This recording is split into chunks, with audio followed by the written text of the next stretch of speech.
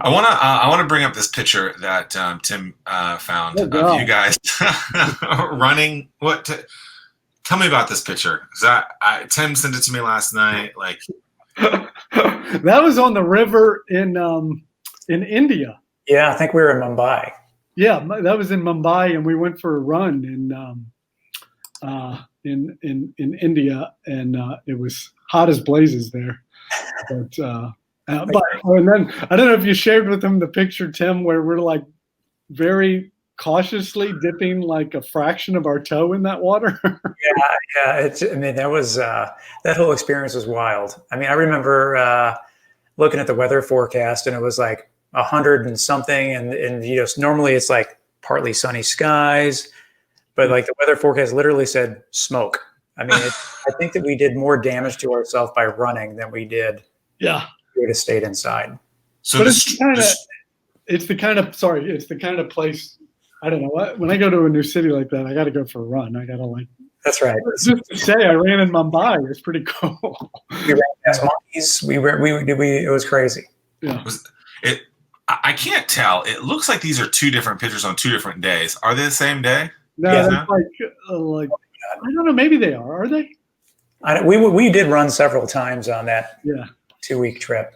Okay, so that was my next question. Was it a one-time thing or a multiple-time thing? Like, Yeah, we did a couple different. Yeah, we went to like in Delhi. We did a run, and I think we did one in Bangalore too. I mean, we ran a couple of times in each of the cities while we were there.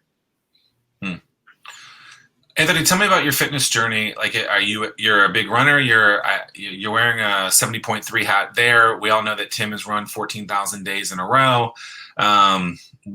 What's with you in fitness? Are you a fan? Yeah, so I used to weigh about 300 pounds, and so it's been a while. It was when my daughter was first born, and my wife said that she wanted to get trimmed down after the baby, and then looked at me and said, and what are you planning to do?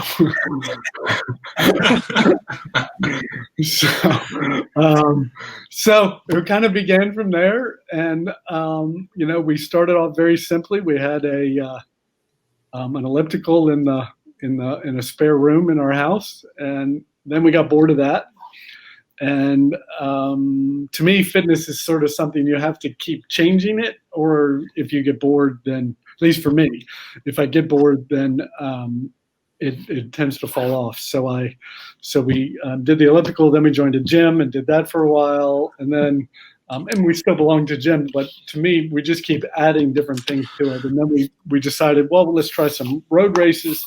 So we did a few of those, started off, 5Ks, 10Ks, that kind of stuff, half marathons.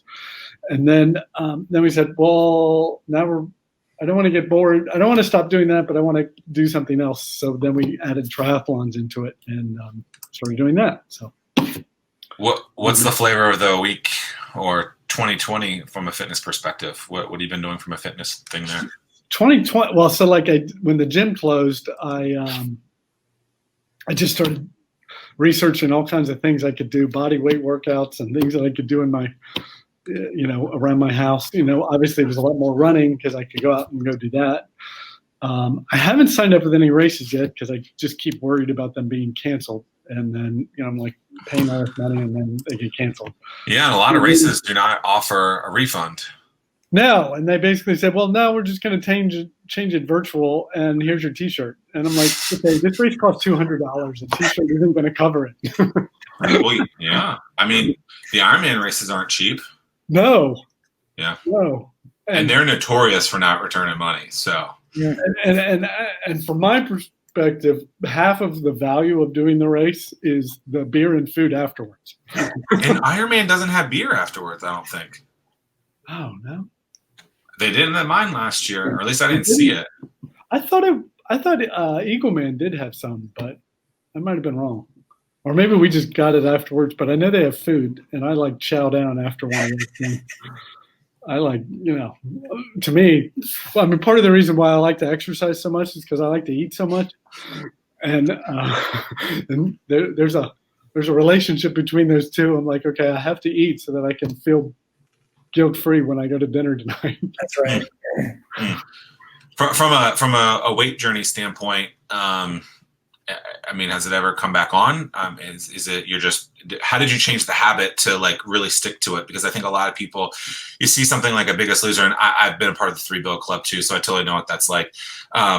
So what did you do to keep the habit keep going? Has it gone back up, or what did you do to kind of keep things rocking and rolling? I mean, I guess yeah.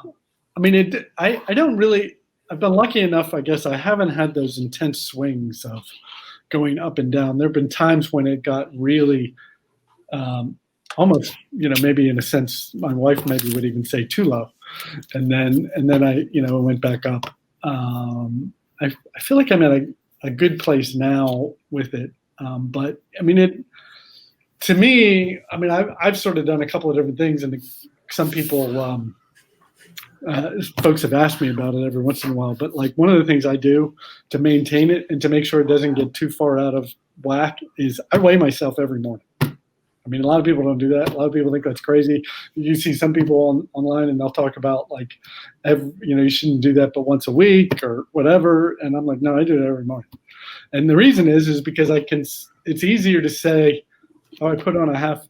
Well, to me, it does two things. One, it shows, oh, I put on a half a pound in the last couple of days, or I put on a pound in the last couple of days. I got to level this back out.